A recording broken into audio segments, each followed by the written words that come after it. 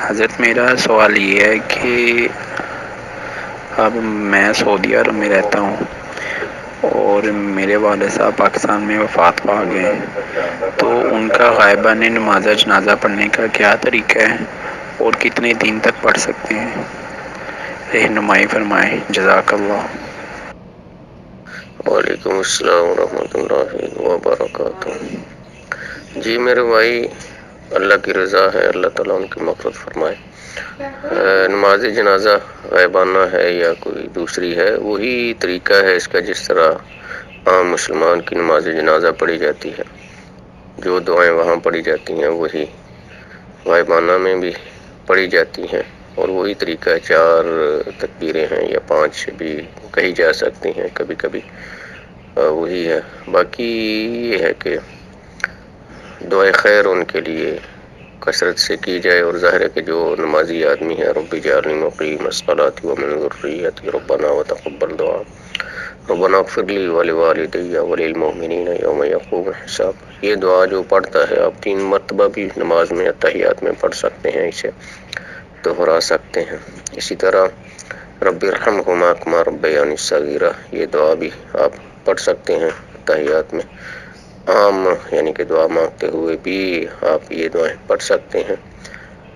اسی طرح آپ اپنی زبان میں بھی دعا مانگ سکتے ہیں۔ اگر آپ سعودیہ میں ہیں تو ان کی طرف سے آپ عمرہ یا حج بھی کر سکتے ہیں، اسی طرح کوئی صدقہ خیرات بھی آپ کر سکتے ہیں۔ جو انہوں نے نیک کام شروع کیے ہوئے تھے، مثال کے طور پر کسی مسجد میں فنڈ دینا مثال کے طور پر، یا کسی غریب کی مدد کرنا، یا اس طرح کا کوئی کام جو آپ کے علم میں ہے یا آپ پوچھ بھی سکتے ہیں، تو اس کو ممکن حد تک اگر آپ جاری رکھیں تو یہ بہت بڑا صدقہ جاریہ ہے ان کے لیے۔ اور پھر جو ان کے رشتہ دار، ظاہر ہے کہ وہ آپ کے رشتہ دار بھی ہیں، لیکن جو ان کے خصوصی تعلق دار ہیں، دوست احباب ہیں، تو ان سے یعنی رابطہ رکھنا، وقتاً فوقتاً غمی خوشی پہ ان کے ساتھ شریک ہونا، یہ بھی ایک صدقہ جاریہ کی ہی صورت ہے۔ تو بہرحال دعا سب سے بہترین ذریعہ ہے فوت شدہ کو نفع پہنچانے کا، اور پھر یہ ہے کہ حج یا عمرہ بھی ان کی طرف سے کیا جا سکتا ہے، اور جو ان کے شروع کیے ہوئے نیک کام ہیں خاص کر کے مالی، تو وہ بھی ان کو جاری رکھنے کی کوشش کی جانی چاہیے، اور جو ان کے تعلق دار ہیں ان کے ساتھ ملنا جلنا یا رابطہ رکھنا، یہ بھی ممکن حد تک آدمی کو کوشش کرنا چاہیے۔ یہ وہ کام ہیں جو کہ آدمی کو